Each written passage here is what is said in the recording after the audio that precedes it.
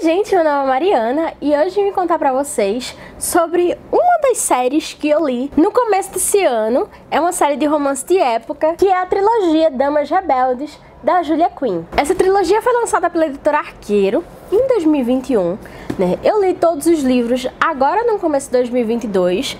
Eu li os dois primeiros livros em janeiro e o terceiro livro eu li em fevereiro. E esse foi o primeiro livro que a Julia Quinn escreveu na sua carreira. Então a gente começa a trilogia Damas Rebeldes com o começo da carreira da Julia Quinn. A gente tem o primeiro livro, que é Esplêndida, o segundo livro, que é Brilhante, e o terceiro livro, que é Indomável. Eu devo dizer que essa série ela foi uma escadinha pra mim, mas eu acho que ela foi uma escadinha, principalmente o terceiro livro, por uma questão de timing mesmo, sabe? Porque assim, eu acho que a escrita da Julia Quinn, ela começa e continua maravilhosa. Eu achei até surpreendente que o primeiro livro que ela escreveu e publicou, que foi o Esplêndida, tenha tanta qualidade quanto os outros livros dela que ela já publicou mais à frente na sua carreira. Então a gente vê que ela escreve bem desde sempre. E eu acho que essa escrita boa, ela se mantém nesses três livros.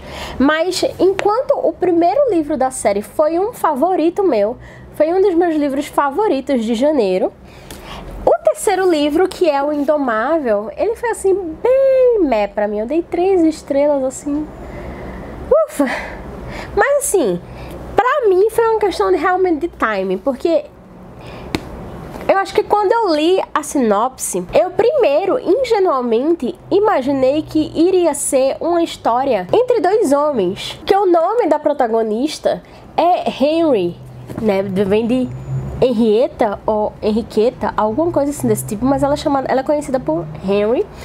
E aí, eu tive esse lapso, sabe? Assim, eu não lembrei que era uma mulher. Logicamente que eu li a sinopse inteira e eu percebi que ela era uma mulher, mas aí ficou essa imagem na minha cabeça, sabe? Da Julia Quinn fazendo um romance de época entre dois homens. E aí eu fiquei, eu quero isso pra minha vida, por favor. E aí quando eu fui ler esse livro com essa expectativa, mesmo sabendo que não era, mas assim, no fundo do meu coração eu desejava que fosse, sabe? Aí a história perdeu a graça. Porque ela tinha tanto mais potencial. Ela poderia ser tão melhor. Inclusive, o William... Olha, eu já botando os carros da frente dos bois, né? Porque eu já tô falando do terceiro livro. Mas assim, o terceiro livro foi o menos bom pra mim, justamente porque eu tinha essa expectativa. E eu acho que, assim, iria combinar muito. Porque nos primeiros livros, o William, que é o protagonista do terceiro, ele aparece... Mas ele aparece como se fosse assim, ele parece muito o amigo gay das outras protagonistas, sabe? Ele parece muito. E eu queria tanto que isso fosse verdade.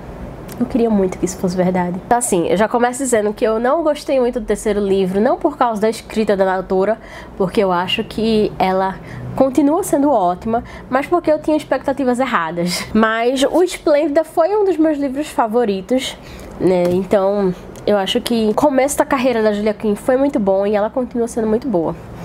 E é muito bom ver que a Julia Quinn, ela não escreve soluções ruins, como aconteceu com Bridgerton em todos os livros dela, sabe? Foi só um lapso. Ok, eu já sabia disso, porque eu já li outros livros da Julia Quinn, né? Mas enfim. Nesse primeiro livro, Esplêndida, a gente vai conhecer o Duque de Ashbourne, que é o Alexander Ridley.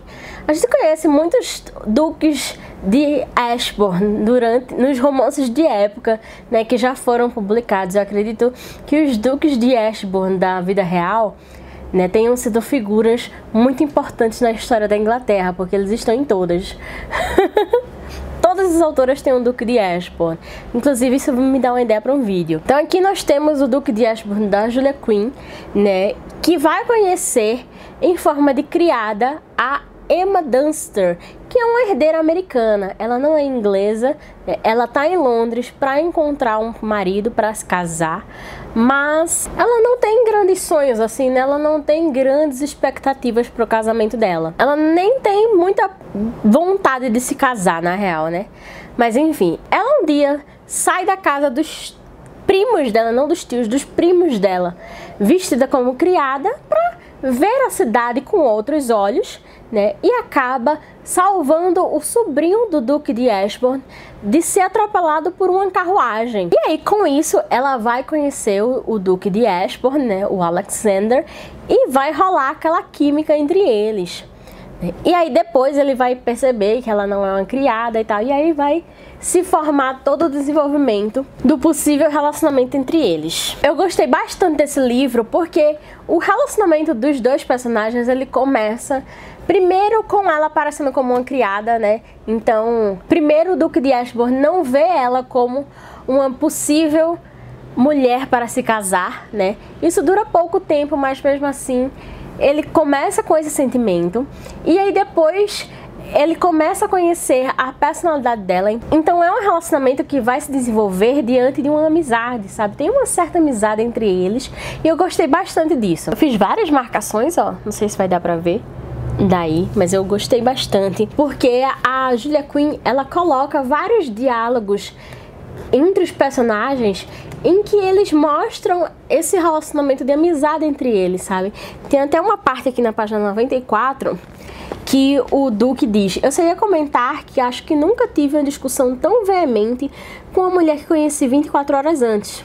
Na verdade, acho que nunca tive uma discussão desse tipo com uma mulher e ponto. Então eu acho muito fofo, eu acho muito legal, eu acho muito interessante esse relacionamento que é construído com base em uma amizade, né? E foi por isso que eu favoritei esse livro, porque essa progressão do relacionamento deles é algo que é construído aos poucos e que eu gosto bastante disso. O segundo livro é Brilhante, que é um livro assim que tem mais ares de contos de fada do que o primeiro livro. A gente vai conhecer aqui uma amiga da Emma, né, que é a Lady Bell, que é a Arabella. Ela está procurando um casamento, né, ela quer se casar, mas, como diz aqui na sinopse, quando um pretendente diz a Lady Bell que, por conta da beleza e da fortuna dela, está disposto a fazer vista grossa para as suas chocantes tendências intelectuais, ela decide se afastar do mercado casamenteiro e passar uma temporada no campo. Difícil essas tendências intelectuais das mulheres, né? Então a Lady Bell vai passar uma temporada no campo e conhece o Lord John Blackwood. É isso mesmo, John Blackwood, que é um herói de guerra, e eles vão ter esse desenvolvimento, né, de romance aí, que vai ser um romance que vai começar logo de início, vai ter aquela atração inicial, e aí vai ter toda aquela coisa de o Belle não acredita que vai encontrar um casamento no campo, ela não espera por nada daquilo, e o John Blackwood não se acha bom bastante para Lady Belle e tal, então vai ter toda essa coisa. Não é uma temática, não é uma temática, né? Não é uma abordagem que eu goste muito, né? Acho que já tá meio batido, mas eu gosto muito da narrativa da Julia Quinn, eu gosto muito de como ela entrelaça os personagens, né? A Emma aparece aqui, o William, que é o protagonista do terceiro livro, aparece aqui, assim como aparece no primeiro livro também, porque ele é muito amigo da Emma. Essas amizades que continuam entre os livros fazem a história ficar melhor, né? Ficar além do romance, né? Que é bonitinho, é fofinho, mas não é nada incrível, sabe? E aí, como a Belle tem essas tendências intelectuais, né, muito fortes, né? Ou seja, ela gosta de ler, o John Blackwood vai começar a escrever poesia para ela, né? Vai tentar achar poesias bonitas que ela não conheça e tal, mas aí ele acaba citando Shakespeare. Então, assim, tem algumas cenas engraçadas, tem algumas cenas que tem esse ar de contos de fada, tem várias cenas bem legais entre as amizades, né, entre a Belle e a Emma e o William e etc e tal. É um romance gostosinho de ler pra sair de ressaca e tal, Julia Quinn, eu gosto bastante. E aí eu comecei esse vídeo falando sobre Indomável, né, que é o terceiro livro e último livro dessa trilogia, Damas Rebeldes, da Julia Quinn. Né, como eu disse, eu tinha essa esperança que fosse um romance entre dois homens, né? Apesar de ter lido a sinopse e ter visto que é um homem e uma mulher, né? Mas eu acho que isso estragou a experiência pra mim, porque eu achava que esse livro tinha muito mais potencial.